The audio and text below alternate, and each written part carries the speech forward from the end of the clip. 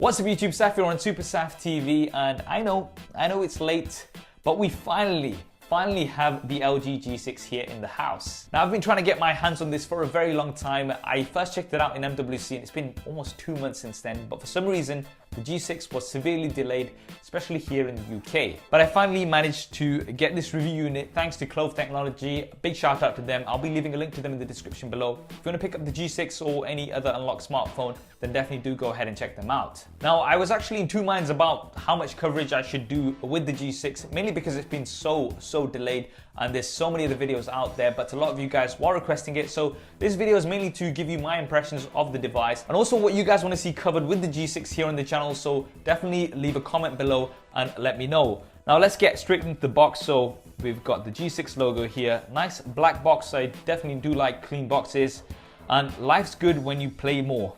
Cool, all right. Snapdragon here as well. So let's go ahead and pop this open. Nice, we've got a G6 branded cloth, so we can go ahead and wipe this down. And I think because this is a metal and glass build, you are going to be getting lots of fingerprints. That's something that LG obviously know, which is why they've sent this. And here is the device. You can see that massive display here. And it looks like there's a pre-applied screen protector, so I'm not going to take this off. This actually looks like something that is supposed to stay. This is the platinum color, I believe. I usually tend to like black, but this does look pretty dope. We'll come back to this in just a second. Let's see what else we get inside the box. So there's this little packet here, which I assume has the paperwork. And just cut my nails like yesterday. Maybe it wasn't a good idea. Anyway, so quick start guide, warranty information, SIM card ejector tool. So that's just your usual stuff.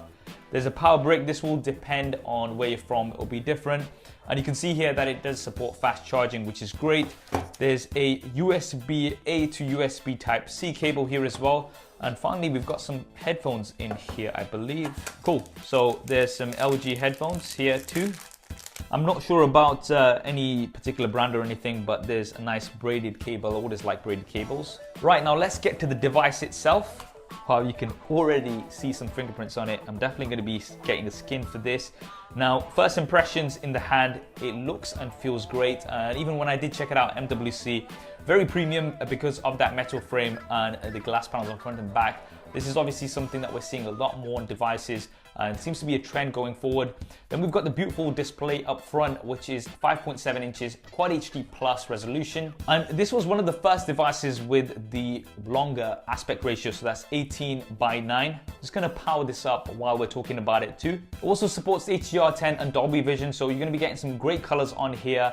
And my impressions of the display were very good when I saw it initially, and LG makes some great displays. Up front there is a 5 megapixel front facing camera, and what's good about this is that you can switch between a normal or wide angle, so if you do want to get lots of people into your shot, that is an option that is there, which is good. There's some sensors as well as an earpiece. Flipping the device around is where we see the standout feature, and that is this dual camera setup. And here you've got two 13 megapixel cameras. One is a standard angle lens with an f1.8 aperture. That is your main lens, but you've also got a secondary camera here, and that has a super wide 125-degree angle and an f2.4 aperture. So that's going to be great for landscapes and things. I absolutely love this on the G5. There is the fingerprint scanner as well as a power button. So this is actually a physical button which you can press down, and it's a fingerprint scanner which does work really well. There's the LG G6 logo here at the bottom.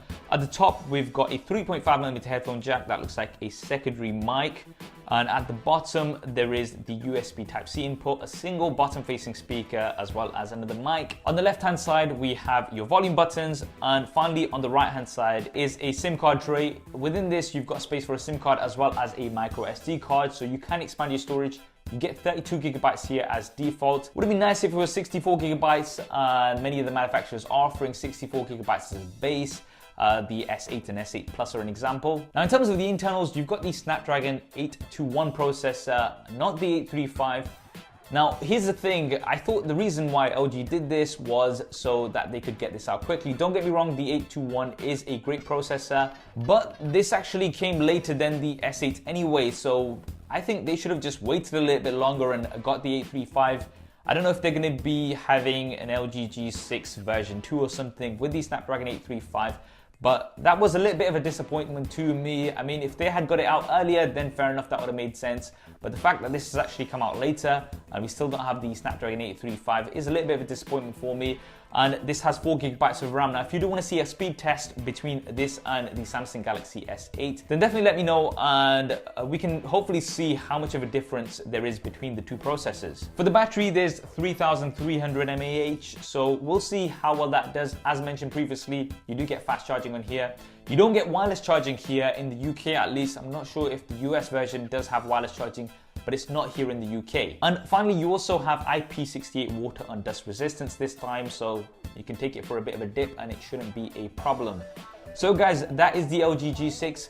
I think it's a great device overall from my experience of using it before, and I'll let you know how I get on with it now as well. You've got a beautiful display, some very promising cameras, which if you do want compared with something like the S8, then definitely let me know and I'll do a SuperSaf style camera comparison between these two and maybe any other devices that you're interested to see as well. But I can't help but think if LG have done too little too late. I mean, since the S8 and S8 Plus have come out, they've been dominating all the headlines, and understandably so. They are some great devices.